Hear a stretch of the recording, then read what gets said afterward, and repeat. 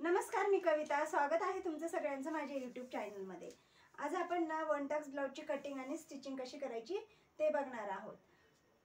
तर बघा, इथे मी एक कार्डशीट पेपर घेतला आहे आणि आता आपण त्याच्यावर बघूया की आपली वन टक्स ब्लाउजची कटिंग कशी करायची. पण त्याआधी तुम्ही अजून माझ्या चॅनलला सबस्क्राईब नसेल केलं तर प्लीज चॅनलला सबस्क्राईब करून घ्या. तर बघा, सगळ्यात पहिले आपल्याला उंची घ्यायची आहे. तर उंची माझी आहे 14. त्याच्यामध्ये आपल्याला 2 इंच आपण फ्रंट साईडचा भाग आपण आता कटिंग करणार आहोत. मी मागच्या साईडचा भाग इथे दाखवत नाहीये, त्यामुळे आपल्याला जेवढी आपली उंची असते त्याच्यामध्ये 2 इंच आपल्याला एक्स्ट्रा घ्यायचं आहे. तर 14 उंची आहे, तर 16 मी घेतला आहे.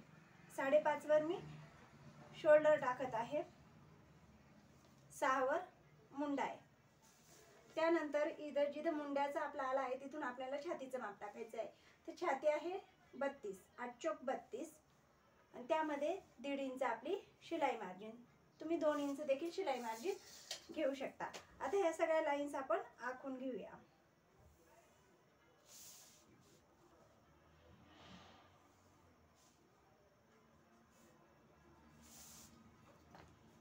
त्यानंतर आता आपल्याला इथं मुंड्याचा आकार देऊन घ्यायचा आहे. हे बघा, 1.5 इंचावर मी इथं आतला मुंडा घेत आहे.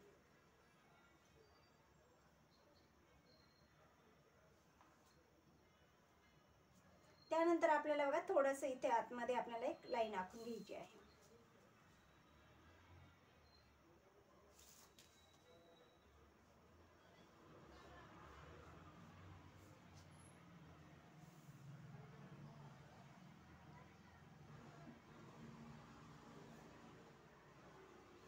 ह्या प्रकारे आपल्याला मुंड्याचा हा आतल्या मुंड्याचा आपल्याला आकार देऊन घ्यायचा आहे. त्यानंतर आपण इथं गळा रुंदी टाकून घ्या. तर गळा रुंदी इथं मी 2.25 वर घेत आहे आणि गळा लांबी ही मी 7 वर घेत आहे. खालची गळा रुंदी इथं मी 3 वर घेत आहे.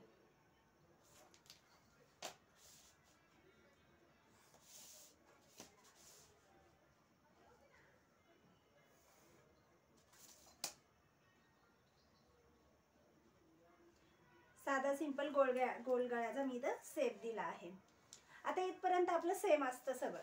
आता त्यानंतर आपल्याला काय करायचं आहे, टक्स पॉईंट देखील आपला जसं आपण प्रिन्सेस कटमध्ये टक्स पॉईंट टाकतो तशा प्रकारे आपल्याला टक्स पॉईंट टाकून घ्यायचा आहे.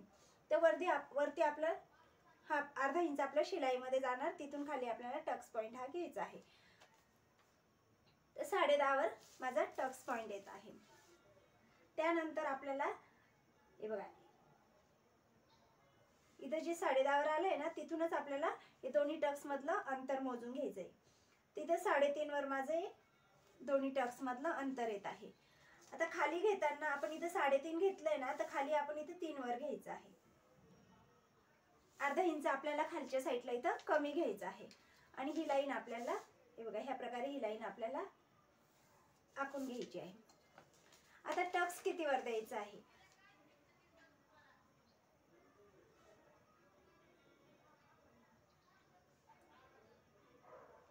बत्तीस इंचाची छाती आहे, तर इथं 2.5 इंचावर आपण हा टक्स देणार आहोत.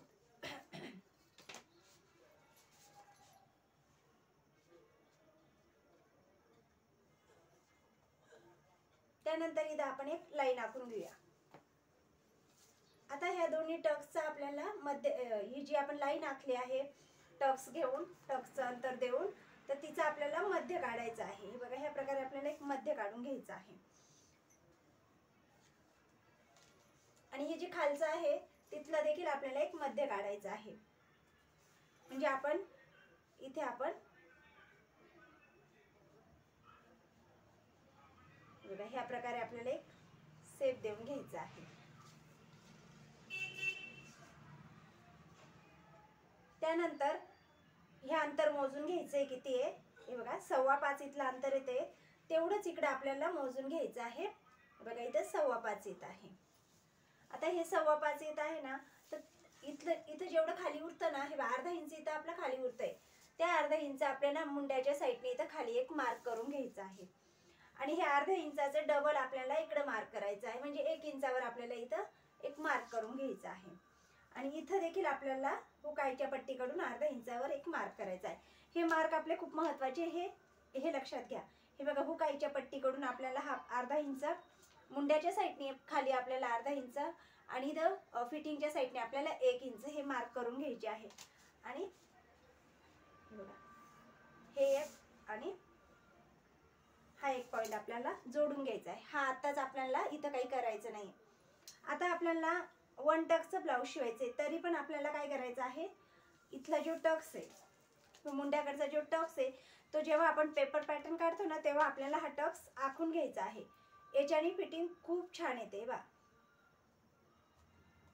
तर इथं 1.25 इंचावर लक्ष द्या, इथून इथं वरती आपल्याला एक 1.25 इंचावर एक मार्क करायचा आहे आणि तिथून इथपर्यंत आपल्याला हे बघा ह्या प्रकारे लाईन आखून घ्यायची.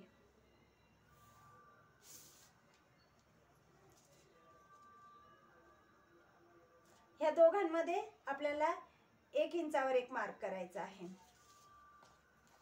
आणि ही मार्किंग आहे ना, हे बघा त्या मार्किंग पासून इथपर्यंत आपल्याला वरती थोडीशी वरतून आपल्याला एक लाईन ह्या प्रकारे आखून घ्यायची आहे. त्यानंतर ही लाईन बघायची, ही लाईन किती येते तेवढंच अंतर आपल्याला इकडे घ्यायचं आहे. आता ही लाईन जी आहे ती 6.25 वर येते, तर ही पण आपल्याला 6.25 वर इथे एक मार्क करून घ्यायचा आहे. आता हा 6.25 वर आपण जो दुसऱ्या लाईनचा जो 6.25 वर मार्क केला आहे, तिथून खाली आपल्याला एक सरळ अशी छोटीशी लाईन आखून घ्यायची.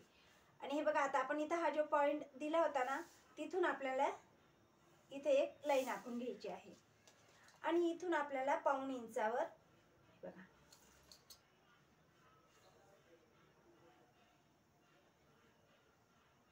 ह्या प्रकारे आपल्याला शेप देऊन घ्यायचा आहे. हे बघा आता आपण इथं कमर टाकून घेऊया. आता माझं कमर आहे 26.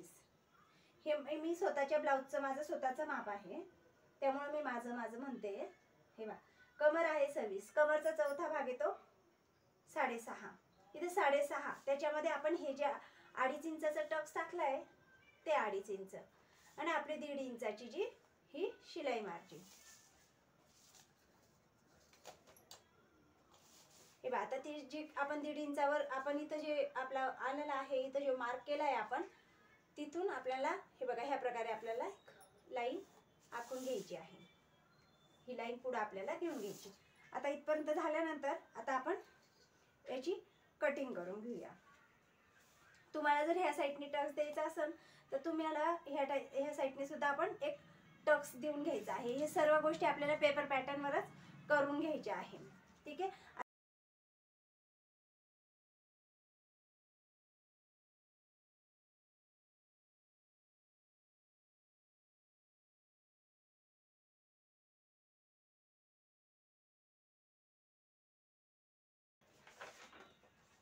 आता इथपर्यंत कटिंग करून झाल्यानंतर आपल्याला हे बघा साईडनी आपल्याला हे कट केल्यानंतर आता हा मुंड्याचा जो आकार आहे ना, तो आपल्याला डायरेक्ट कट नाही करायचा, आपल्याला थोडं साईडनी कट करून घ्यायचं आहे. बघा ह्या प्रकारे.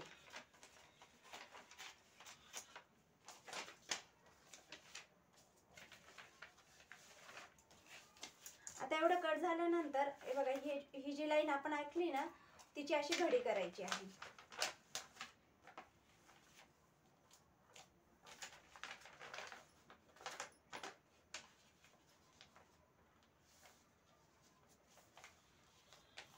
अशी घडी करायची आहे आणि आपण हे जो दुसरा मुंड्याचा आकार दिला होता ना, तो आपल्याला कट करून घ्यायचा आहे. बघा ह्या लाईनला बरोबर तो मिळतो आहे. बघा इथून आपण जर बघितलं तर ह्या लाईनला तो मिळतो आहे, तर आपण तो कट करून घेऊया.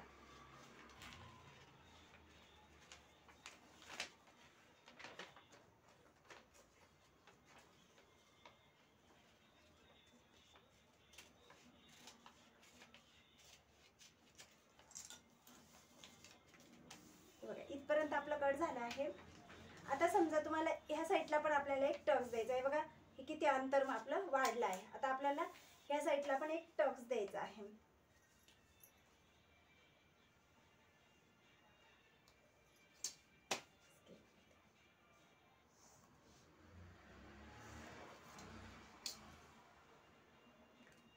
आता तो टक्स देखील आपल्याला हे बघा ह्या प्रकारे आपल्याला घडी मारून घ्यायची आहे त्या टक्सची देखील. तर इथं अजून आपलं अंतर हे वाढलं आहे. आणि हे असंच असं आपल्याला ठेवायचं आहे. तुम्ही इथे पिना स्टॅपलरच्या पिना लावून सुद्धा हे ठेवू शकता, किंवा चिगट टेप आपला लावून हे तुम्ही ठेवू शकता. आणि आता हे सेम आपल्याला असंच ठेवायचं आहे. जर याचा तुम्हाला प्रिन्सेस कट करायचा असेल तर प्रिन्सेस कट करताना इथून आपल्याला हे कट करून घ्यायचं आहे. बस, बाकीचं काहीच नाही. आता आपण याची अस्तरवर कटिंग करूया.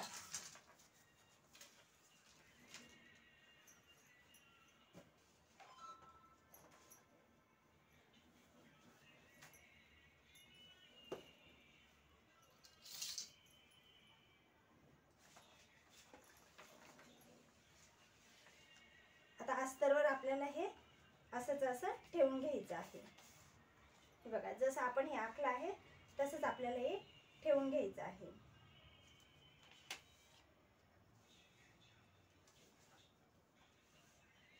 हे बघा, ह्या प्रकारे आपल्याला ठेवून घ्यायचं आहे. आता इकडे थोडंसं हे जे येत आहे ना ते वाढवा येत आहे ना, तर ते येऊ द्यायचं आहे, कारण आपलं हुक आईच्या पट्टीमध्ये हे शिवण्यात जाणार आहे.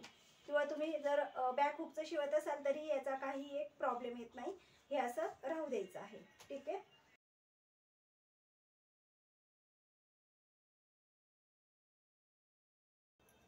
आता आपल्याला काय करायचं आहे, आपल्या हे टक्समध्ये इथं आपलं आपण जेव्हा हे टक्स असं शिवू तर त्यावेळेस आपलं इथं नाही तर थोडंसं स्टिचिंगमध्ये जाणार आहे. तर त्याच्यासाठी आपल्याला हे बघा, ह्या साईडने थोडंसं वाढवून घ्यायचं आहे.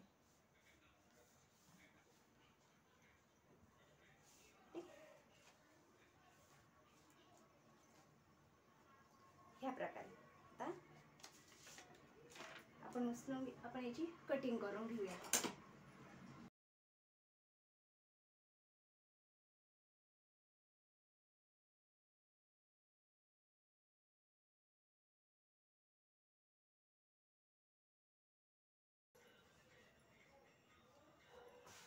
आता याला मेन कपड्यावर पण आपण कट करून घेऊया.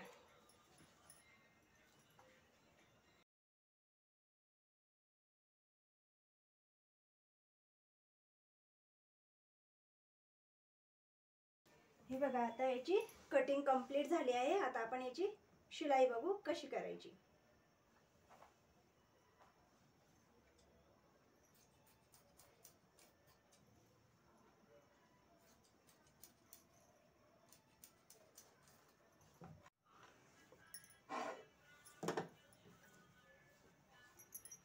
हे बघा, आता आपल्याला काय करायचं आहे,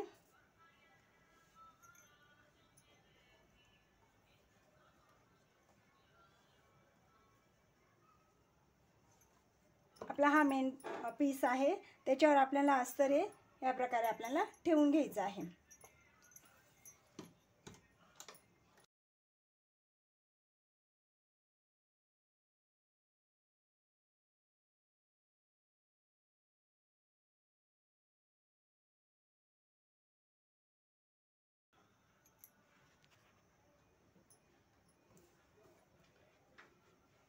हे बघा, आता आपल्याला हा टक्स आपण ह्या टक्सला टिप मारायची आहे. 1 टक्सचा आपला ब्लाउज आहे, त्याच्यामुळे आपल्याला टक्सला टिप कशी मारायची हे जास्त महत्त्वाचं आहे. तर बघा, इथून आपल्याला शिलाई करायला सुरुवात करायची आहे.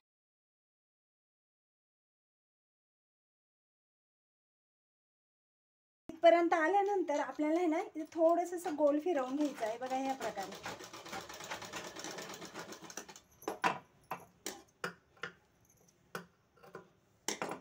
याच्यावर डबल शिलाई मारून घेते.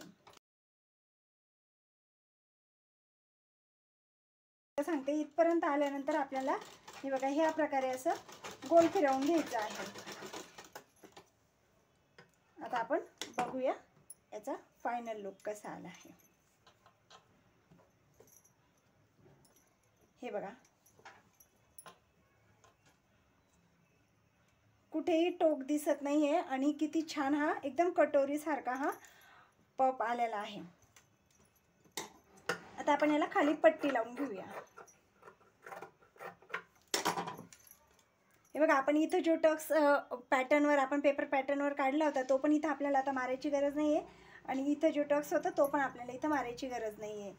हे बघा, आता इथं खाली पट्टी लावून घेऊया.